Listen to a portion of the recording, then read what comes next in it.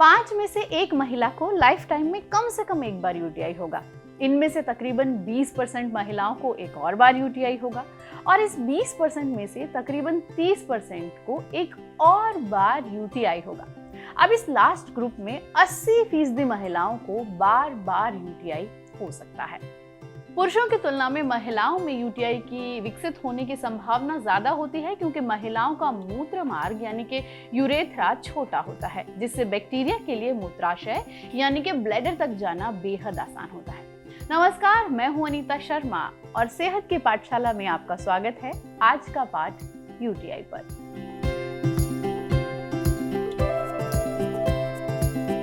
सबसे पहले समझते हैं कि हमारे शरीर में यूरिन आखिर बनता कैसे है। तो जरूरत के फूड कंपोनेंट्स लेने के बाद हमारा शरीर वेस्ट पार्ट्स अक्सर पीछे छोड़ देता है। ये वेस्ट पार्ट हमारे खून या बाउल में आ जाता है। एक एवरेज अडल्ट में 4.5 से लेकर 5.5 लीटर तक खून होता है।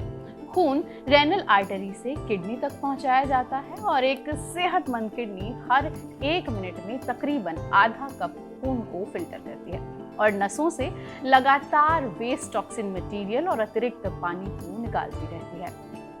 किडनी के अंदर हजारों छोटे छोटे ब्लड फिल्टर होते हैं, जिन्हें नेफ्रॉन्स कहा जाता है।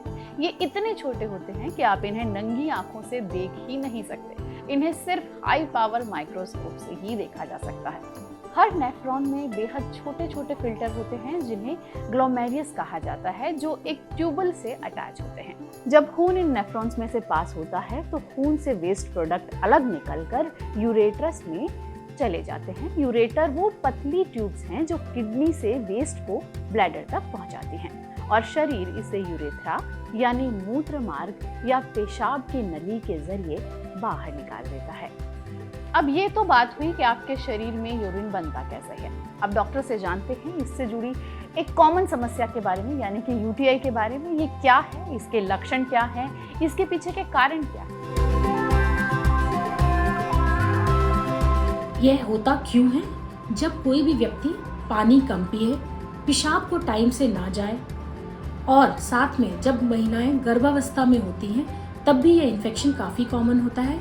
पथरी के चलते यह इन्फेक्शन हो सकता है। जो महिलाएं अपनी लोकल हाइजीन को अच्छे से नहीं रखती हैं, उनमें यह इन्फेक्शन कॉमन होता है। या फिर जो अपने लोकल पार्ट्स को क्लीन करने के लिए बार बार केमिकल्स का इस्तेमाल करते हैं, उनमें भी यह इन्फेक्शन कॉमनली पाया जाता है।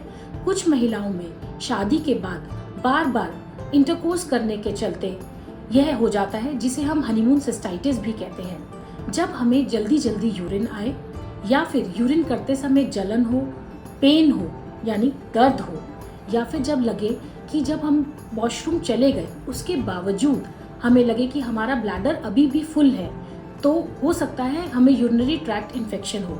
कभी कभी पेशाब में से खून भी जा सकता है।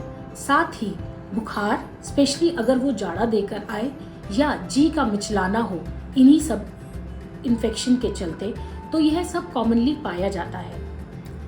यह इन्फेक्शन को ट्रीट करने के लिए क्या किया जाता है, तो आपको तुरंत ही अपने नज़दीकी गायनेकोलॉजिस्ट से मिलना चाहिए, जानने के लिए कि क्या यह सचमुच यूटीआई है या कोई और इन्फेक्शन तो नहीं।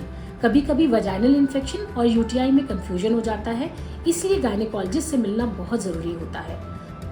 हमें पानी खूब सारा पीना चाहिए, रेगुलरली यूरिन पास करना चाहिए, यूरिन को बहुत लंबे समय तक रोकना नहीं चाहिए, अपने लोकल हाइजीन को अच्छे से मेंटेन करना चाहिए और साथ ही केमिकल्स वगैरह का इस्तेमाल बहुत ज़्यादा नहीं करना चाहिए। और इसके लिए हमें रेगुलरली ज़रूर जान लेना चाहिए कि कहीं हमें कोई पथरी तो नहीं है, अगर हमें बार बार यूरिनरी इन्फेक्शन हो रहा है।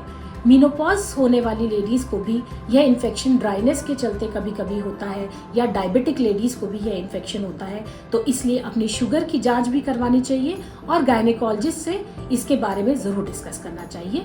Thank you. जैसा खाए अन्न वैसा होए मन। तो चलिए रुख करते हैं डाइट टिप का और जानते हैं यूटीआई से लड़ने और इसे रोकने के लिए डॉक्टर के पास क्या सलाह है।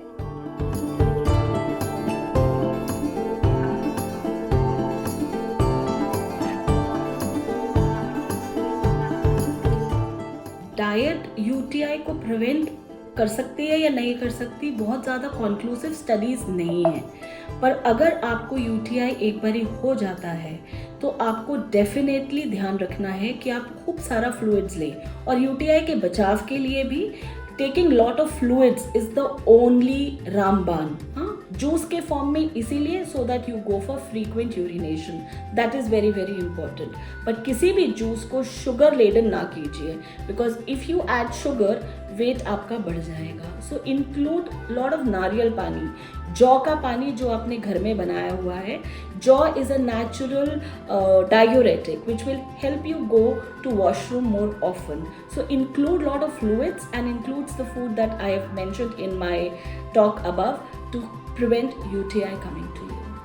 तो भाई बहुत देर हुई एक ही पोस्चर में बैठे हुए, हम थोड़ा सा हिल लेते हैं। तब तक आप रुख करिए हमारे अगले पार्ट योग से निरोग का और जानिए यूटीआई से बचाव के लिए योग के पिटारे में आपके लिए क्या है।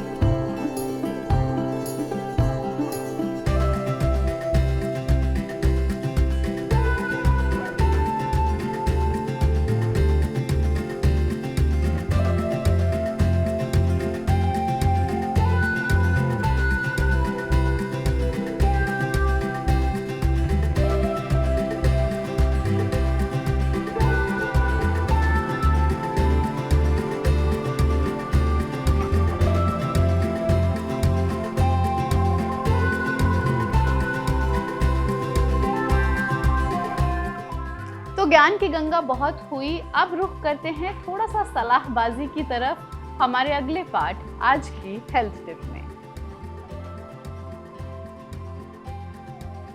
आज की हेल्थ टिप है अपने शरीर की सुने। जी हाँ, when you feel like you have to pee, head for the toilet. Holding in pee can cause bladder issues and UTIs. And yes, stop going just in case. This can lead to a myriad of bladder problems. यानी जब आपको लगे कि आपको urine pass करना है तभी urine pass करें, ना तो खुद को रोकें और ना ही खुद को पुश करें। जस्ट इन केस यानी कि अगर आपको कहीं जाना है और आप सोचें कि आपको रास्ते में यूरिन पास करने की जरूरत ना पड़ जाए, इसलिए आप ट्राई करें कि आप यूरिन पास कर सकें उस समय जब आपको ना आ रहा हो। ऐसा बिल्कुल ना करें, जैसा आपका शरीर कहे वैसा ही करें। और हाँ, साफ सफाई का पूरा ध्यान रखें। फ्रेश होने के बाद वाइप करें तो फ्रंट से बैक की तरफ वाइप करें। ऐसा करना ज़रूरी है क्योंकि ये बैक्टीरिया को बाउल से यूरिनरी ट्रैक तक पहुंचने से रोकेगा और यूटीआई की संभावना को काफ़ी हद तक कम करेगा। और yes, in addition one should also clean the genital area every day and prior to having sex. तो ये थी सेहत की आज की पाठशाला। आज हमने जाना यूटीआई के बारे में। बहुत सी महिलाएं इससे परेशान तो होती हैं, लेकिन वो चुपचाप इसके दर्द को सहती रहती हैं। तो अब अपनी चुप्पी तोड़िए और अपने आप को सेहतमंद, खुश और तंदुरुस्त रखने की तरफ कदम बढ़ाइए। तो अब अनीता शर्मा यानी कि मुझे दीजिए इजाजत। जल्दी ही आपसे फिर मिलते हैं अगले शुक्रवार एक नए पाठ के साथ। नमस्कार।